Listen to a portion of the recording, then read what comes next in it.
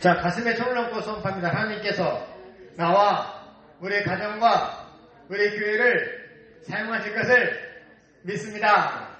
아멘.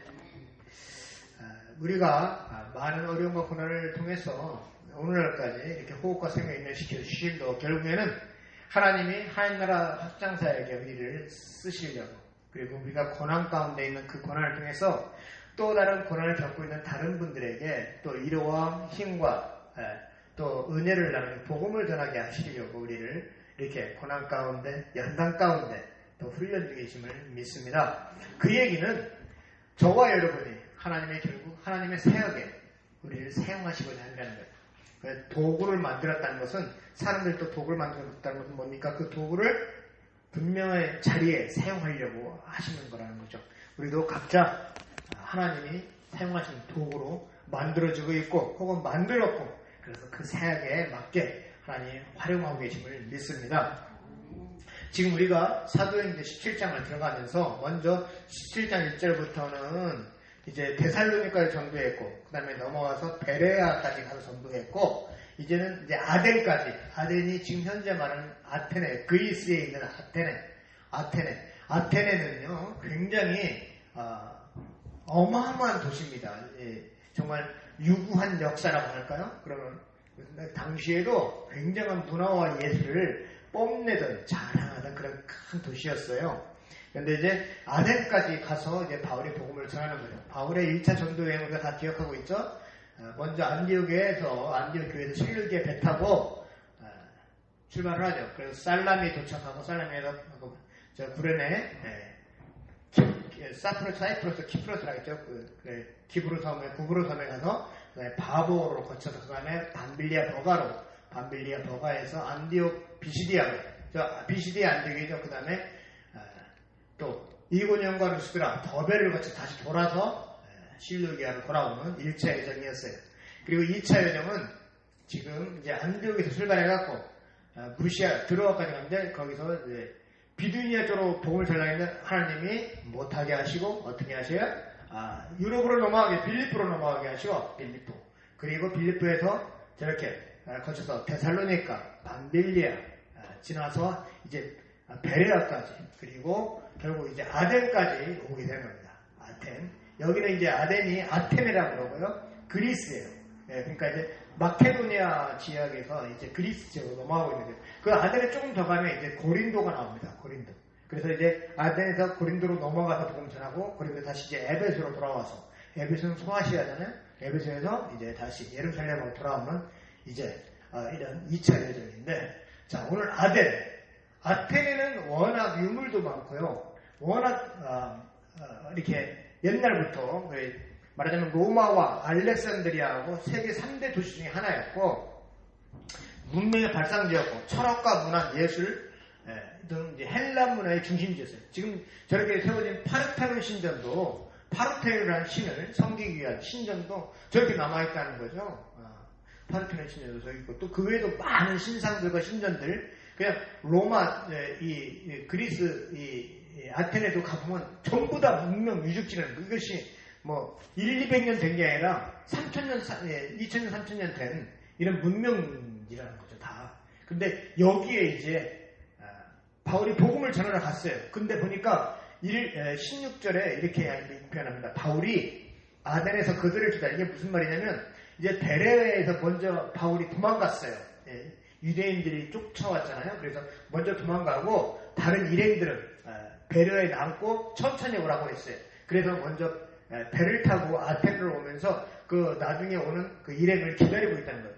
그 성에 우상이 가득한 것을 보고 마음에 겪어요.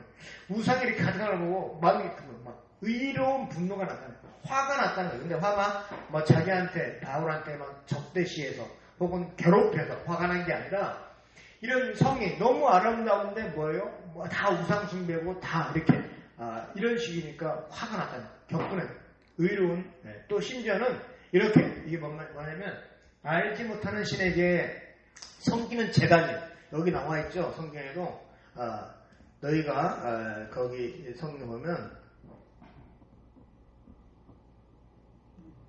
23절에 보면 이렇게 돼 있어요.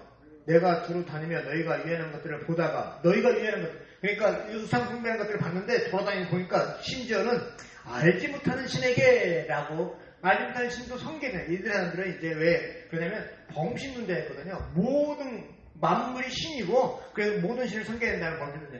그래서 이 지금 이렇게 써있는 글자가 알지 못하는 신에게라는 거. 재단이 재단. 그 당시에 여기서 제물을 드리고 그래서 섬겼다는 거예요. 그런 신 이런 우상 숭배도 있었고 그 다음에 이제 아르오바구 언덕으로 올라가서 복음을 전했다고 하면 설교를 했어요. 바울이. 아르오바구라는 것은 이제 언덕에 이만큼 바위산처럼 되는데 그래서 여기서 당시도 많은 철학과 많은 토론이 그리고 법정 재판이 여기서 이루어졌다고 그래요. 아르오바구 언덕 지금도 저렇게 저대로 있어요. 그래 아르오바구에서 아까 그 파르테논 신전이 가까이 보인다는 거죠. 사실은 이 아르오바구도 아렉스라는 신이 있는 그런 곳이었어요. 신전은 아니지만 진짜 신을 섬기는 이 밑에 아르오바구 언덕 바로 밑에 신전이 또 따로 있어요. 그래서 또 그러니까 뭐 범신론이랑 만물이 다 신이 있다 보니까 신을 많이 섬기는 거죠. 뭐 제우스부터 그리스 로마 신화 많이 들어보셨죠? 제우스부터 별의별 신들이 많단 말이에요. 그런 신전들의 그 언덕에서 이 언덕에서 말하자면 서로 재판도 하고 토론도 하고 뭐 그런 자리에 여기에 지금 바울이 복음을 전하니까 저작거리에서 복음을 전하니까 저작거리는 시장터를 말해요. 그래 아고라 시장터. 그 사람을 만난 대로 복음을 전했단 말이에요. 그러니까 이 사람이 뭔가를 전하는데 이게 뭔 얘기냐 하고 한번 네 아레오바구가 올라가서 여기 언덕에서 한번 이 시민들한테 전체 얘기해봐라. 그럼 우리가 들어보고 판단할게 해서 사람들을 잡아가지고 사람들이 바울을 잡아서 이 아레오바구 언덕에 가서 그럼 한번 네 하고 싶은 말을 해봐라 라고 얘기하는 거예요. 그러니까 이 아레오바구 언덕 이렇게 올라가 지금도 관광지로 개발돼서 사람들이 이렇게 많이 온다고 그래요. 근데 여기 밑에 바위 가운데 뭐가 조금 시커먼 게 뭐가 보이냐? 그걸 확대해보면 이겁니다. 이게 뭐냐면 사도행전 17장 22, 32절 내용을 기록한 석판이에요. 이게 뭐냐면 말하자면 지금 이 성경에 사도행전 오늘 우리가 읽은 본문 말씀이 여기 써있는데 사도 바울이 여기서 이렇게 복음을 전했다라고 기록을 해놨다는 거죠. 여기서 아르바구 언덕에서 설교를 한 거, 설교. 그래서 오늘 17장에 나오는 이 부분이 바울이 설교한 부분이에요. 복음을 전하는 설교. 다른 때는 뭐 대부분 사람들 만나는 대로 그냥 예수 믿으시다고 하면서 전했는데 이번엔 설교를 한 거예요. 아르바구를 설교하는 바울이라고 이런 그림, 라파엘 화가가 그린 그림이에요. 이런 식으로 아마 설교했을 거다. 그리고 여기에는 그 철학자들이 지금 다 듣고 있는 거예요. 시민들이 와서 듣고 있는 거예요. 이 사람이 뭔가 새로운 걸 얘기하는데 지금 성경에도 그렇게 표현하고 있잖아요. 이 19절에 그들을 붙들어 아레오바구로 가며 말하기를 내가 말하는 이 새로운 가르침이 무엇인지 우리가 알 수 있겠느냐? 왜 새로운 가르침? 이 사람들은 새로운 것만 알고 싶어야 돼요. 21절 모든 아덴 사람과 거기서 나그네된 외국인들이 가장 새로운 것을 말하고 그러니까 새로운 것을 배우기를 되게 좋아하는 사람들이에요. 그리고 서로 토론하고 이야기하는 걸 되게 좋아하는 사람들이에요. 이 사람들이 자유민들이거든요. 그러니까 대부분이 시민들, 노예들은 여기 오는 게 아니고요. 시민들이 와서 서로 토론하고 얘기하고 네가 옳으니 내가 옳으니 이런 아주 그것을 굉장히 즐기는 사람들이었단 말이에요. 그리고 이게 헬라 문화의 중심이었어요. 헬라 문화. 그래서 바울도 뭔가 새로운 걸 얘기하고 있거든요. 그래? 네가 지금 말하는 게 뭔지 한번 얘기해봐. 이렇게 설교하겠다는 거예요. 근데 여기 보니까 두 학파가 나옵니다. 18절에 어떤 에피쿠로스와 스토아 철학자들도 이렇게 말합니다. 에피쿠로스 학파하고 철학자들하고 스토아 철학자들. 옛날 성경에는 뭐라고 했냐면 에비오그레 학파하고 스도이고라고 했어요. 스도이고. 예전 성경에는. 근데 그게 뭐냐면 에피쿠로스 학파하고 스토아 학파를 말해요. 에피쿠로스 철학자들은 뭐냐면 에피쿠로스가 만들었고요. 시작을 했고 무신론을 주장해요. 신은 없다라고 주장을 하는 사람들이에요. 무슨 신이냐? 그냥 우리끼리 한 세상 살고 죽는데 재밌고 행복하게 즐겁고 이렇게 살다가 끝내는 거야 라고 가르치는 학파가 있다는 거예요. 그래서 신의 섭리와 초월성을 부정하고요. 사람의 영혼을 죽음과 함께 소멸되도록 하겠어요. 분명히 생각하는 거 보니까 영혼은 있는 것 같은데 그것도 죽으면 끝이야 라고 말. 그래서 부활과 사후세계를 부정하고요. 그래서 순간의 쾌락주의자들이에요. 에피쿠로스. 한 번 죽으면 끝이냐. 그러니까 이런 학자들이에요. 그러다 보니까 예수님이 부활을 설명하니까 뭐예요? 이거는 뭐 이상하다 라고 거부하는 거죠. 그 다음에 스토아 철학이 나오죠. 스토아는 이제 제논이 창시했고요. 이 사람들은 범신론을 주장해요. 모든 사물에 신이 있다. 그러니까 모든 사물을 함부로 대하면 안 된다. 신을 섬기듯이 섬겨야 된다. 말하자면 알지 못하는 신에게 그것조차도 그 재단을 쌓은 것도 우리가 혹시 뭐 제우스나 뭐 헤라클레스, 뭐 포세이돈 뭐 이렇게 막 여러 신들을 섬기고 있지만 혹시 우리가 보는 신이 있지 않겠느냐? 그 신도 섬겨야 된다라고 가르치는 사람들이에요. 그래서 근데 이 신을 세계 정신으로 보고 운명을 또 믿었어요. 신이 이끌어간다는 거죠. 그리고 도덕을 강조하고 자연을 따라 살아가라고 강조합니다. 왜 도덕을 강조할까요? 신이 기름화국을 주니까 신에게 잘 보여야 되는 거죠. 그리고 사후의 심판과 내세를 부정하는 것 대신에 이 사람들도 사후 세계가 없다는 거죠. 죽으면 끝인 거예요. 그래서 사물은 영원하고 이성 지성주의, 이성으로 다 할 수 있다라고 스토아 철학자들도 말을 했어요. 그러니까 바울이 복음을 전하니까 에피쿠로스 아파나 스토아 철학자들, 이 철학자들은 전혀 바울이 전한 복음을 듣지 않는 거예요. 그래서 아우레오바고에서의 바울이 설교합니다. 사도행전에 한 9편의 바울 설교가 기록되어 있습니다. 그런데 8개는 회당에서 유대인들에게 설교한 것이에요. 그 중에 오늘 나온 이 하나만 아레오바고의 설교만 유일한 이방인들이 직접 설교한 내용입니다. 그런데도 유대인들에게 설교한 내용이나 이방인들에게 설교한 내용이나 차이가 없다는 거예요. 우리가 흔히 생각할 때 구약의 예언을 인용하지 않았어요. 하나도. 그건 왜 그러냐면 이방인들, 이 그리스 사람들은 구약 성경을 모르고 있단 말이에요. 유대인들은 알지만 유대인이 아닌 사람은 모르잖아요. 그런데도 다른 8편의 설교와 큰 차이가 없다는 거예요. 이거는 설교자들이 굉장히 주의에 드려야 될 얘기인데요. 이 이방인들의 성경의 계시를 선포합니다. 성경의 계시 말하자면 철학의 원리나 논증을 사용하지 않는다는 거예요. 철학적인 원리. 지금 그리스 제가 말씀드린 것처럼 에피쿠로스 아포나 스토아 철학자들 때문에 다들 사고하고 이렇게 막 논리적이고 한 걸 굉장히 좋아하고 그렇게 하는 사람들. 근데 그 사람들에게 논리적으로 설득하지 않는 거예요. 그냥 복음만 제시하는 거예요. 듣거나 말거나 믿거나 말거나 복음만 제시했다는 거예요. 만유의 창조주 되시는 하나님으로 시작해서 그 다음에 만유를 붙드시는 하나님 그리고 만유 심판주이신 하나님 이렇게 설교하더라는 거예요. 그래서 결국 뭡니까? 만유의 창조되신 하나님이 누구예요? 결국에는 예수님을 보내셨다는 거예요. 그리고 예수님이 만유를 붙드시고 그리고 심판주로 오시는 예수님이라는 거예요. 그러니까 하나님이 창조하시고 하나님이 만물을 주관하시고 심판하시는 하나님인데 그 하나님이 이제 누구를 보내셨다는 거예요? 예수님을 보내서 그 예수님이 이제 만유의 창조주 되시고 심판주로 다시 오실 거다. 그분이 십자가에 못 박혀 죽으셨는데 살리신 분이 바로 하나님이시고 그분이 다시 재림하셔서 심판주로 오실 거다. 그래서 회개하고 예수님을 믿으라 라고 이 설교를 하는 거예요. 그래서 설교 도입은 22절부터 23절인데 뭐라고 하냐면 아덴 사람들의 맹목적인 종교성과 우상숭배를 지적합니다. 뭐라고 이렇게 표현합니다. 22절 24절 읽어보면 바울이 아르바고 가운데 서서 말하되 아덴 사람들아 너희를 보니 범사의 종기신이 많도다. 내가 두루 다니며 너희가 위하는 것들을 보다가 알지 못하는 신에게라고 새긴 단도 보았으니 그런즉 너희가 알지 못하고 위하는 그것을 내가 너희에게 알리게 하리라. 알지 못하는 신이 어떤 신인지 이제는 알려주겠다는 거예요. 누구를 전하는 거예요? 하나님을 전하는 거죠. 그래서 니네가 알지 못한 신도 섬기는데 그게 무엇인지 알려주는 거예요. 그래서 청중의 관심사를 끌어냈다는 거죠.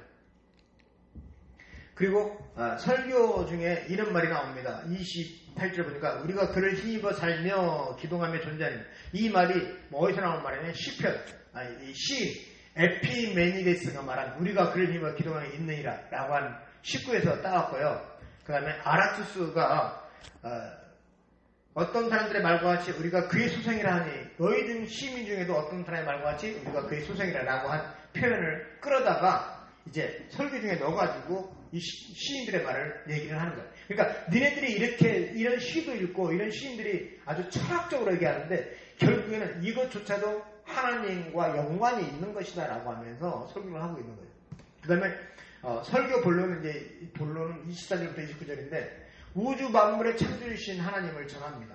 만물 창조하신 분이 바로 하나님이라는 거예요. 그리고 그 만물 창조하시고 내두는 게 아니라 그 만물을 다스리시는 분이 바로 만민의 생명과 호흡과 만물을 주시는 인생의 만물을 주시는 그 하나님이라는 거예요. 그 하나님을 전합니다. 그리고 예수 그리스도를 근데 죽은 자를 다시 살리신 하나님이라는 거예요. 그리고 그 예수님이 이제 결론은 알지 못하는 시대는 이제 너희들이 하나님을 몰랐는데 뭐로 이제 하나님을 간구하셨다.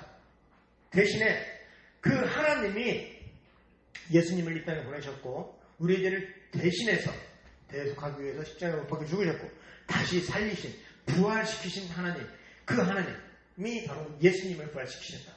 그리고 그 예수님이 이제 심판주로 오실 것이다. 그러니까 이제 회개하고 예수님을 믿어야 된다라고 모든 사람들이 믿을 만한 증거를 주셨다. 그게 뭐냐? 부활하시다. 만약 예수님이 부활하지 않았다면 믿을 만한 증거가 아니다라고 표현하는 거죠. 예수님이 부활하셨기 때문에 믿을 만한 증거를 주신 것이고 그 예수님의 부활을 믿어야 우리가 구원받는다. 그러니까 속히 회개해라라고 결론 내리는 거죠. 근데 이 설교를 바울의 설교를 들어보면서 우리가 생각해야 될 게 뭐냐면은 물론 우리는 다 알고 있잖아요. 예수님을 믿어 구원받는 걸 다 알아요. 왜?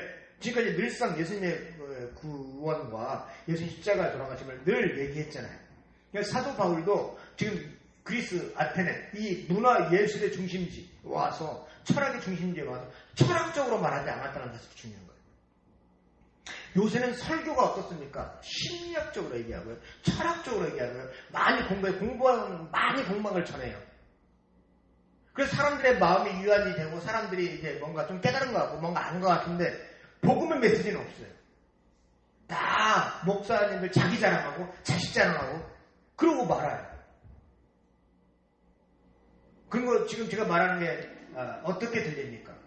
그러니까 복음 제시를 하고 무조건 예수를 믿어야 됩니다. 예수님이 전부입니다라고 전해야 되는데 결국 자기 목사 자신을 세우는 설교가 너무 많더라는 거예요.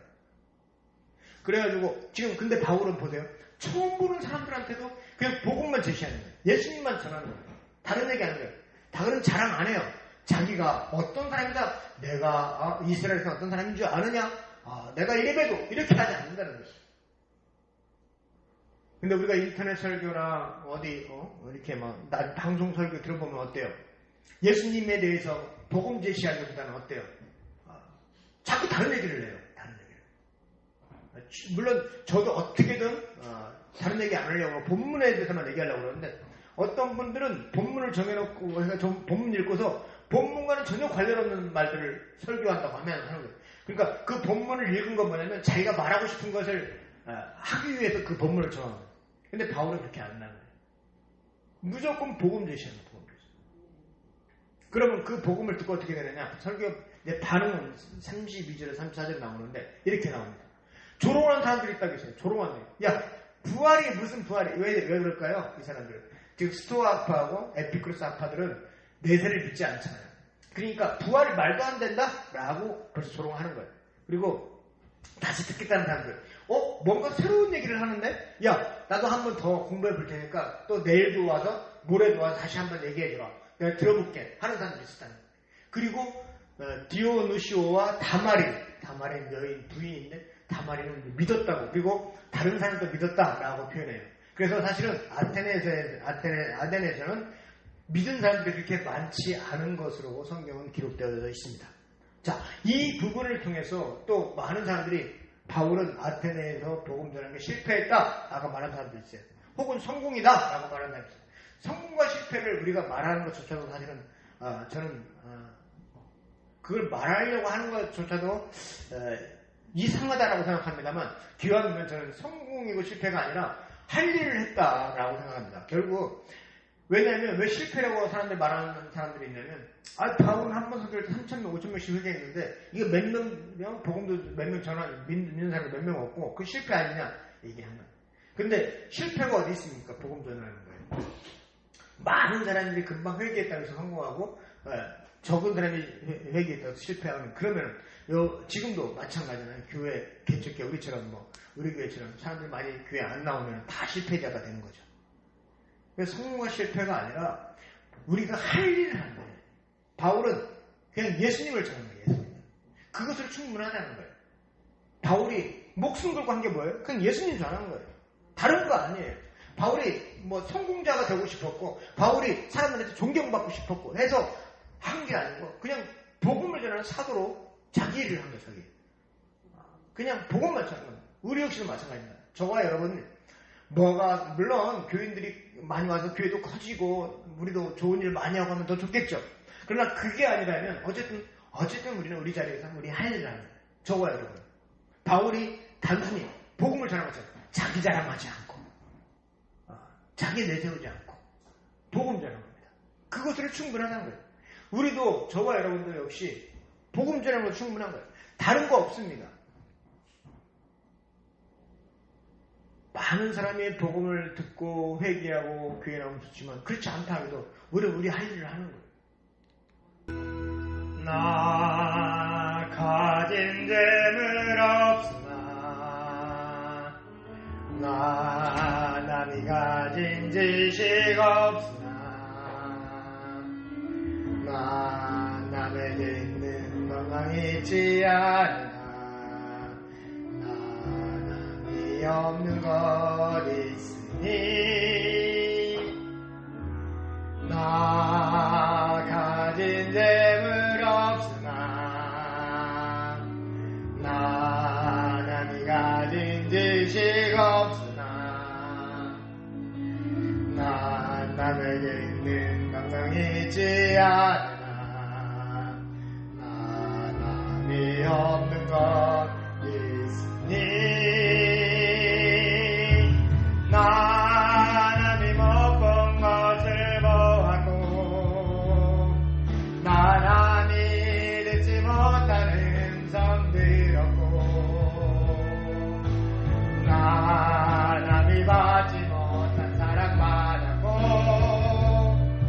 나 남이 모르는 것 깨달았네.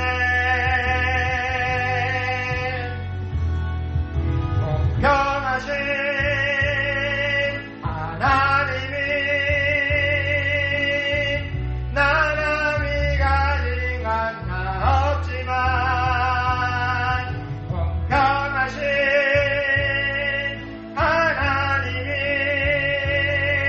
나 남이 없는 것 갖게 하셨네.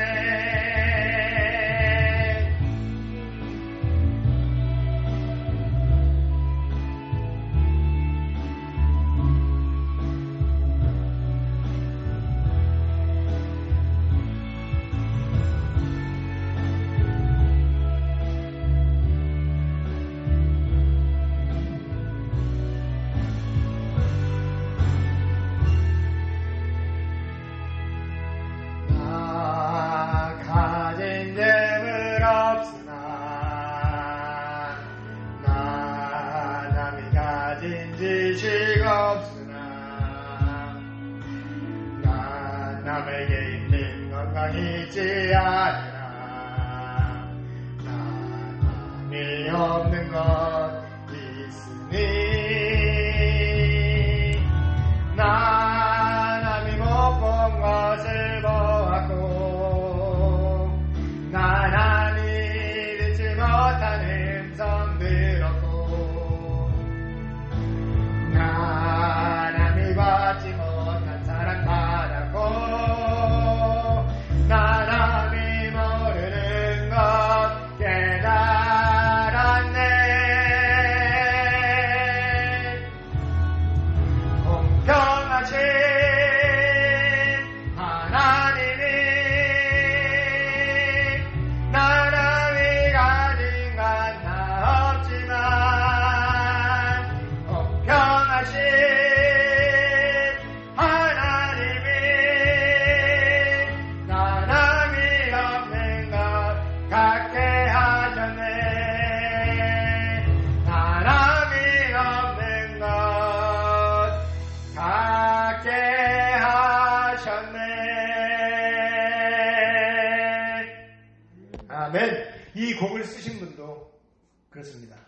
이 가사를 쓰신 분이 우리가 잘 알고 있는 대로 내상마비 환자였어요. 자기 몸 하나도 손가락 하나도 마음대로 못 움직이는 사람. 그래서 이 시를 쓸 때도 이 가사를 쓸 때도 자기가 못 써서 그냥 하나하나 한 글자 한 글자 띄엄띄엄 이렇게 나 하면서 할 때 그 어머니가 받아 적고 이 갓에 곡을 붙인 거예요. 나 가진 재물 없어요. 나 배우지도 못했어요. 내가 할 수 있는 게 아무것도 없어요. 그래도 하나님께서 나에게 주신 것이 있다는 거예요. 뭐예요? 믿음. 믿음을 주셨다는 거예요. 천국에 대한 소망을 주셨다는 거예요. 그것을 전하는 겁니다. 자기 자랑을 하는 것이 아니라 하나님, 예수님이 나의 구세주고 예수님이 나의 전부 되시고 하나님 나의 모든 것이라는 전하는 겁니다. 결과는 어떻든 그들이 복음을 받아들여서 하나님을 믿지 않든 때는 어떤지 뭐든지 그냥 복음을 전하는 것입니다.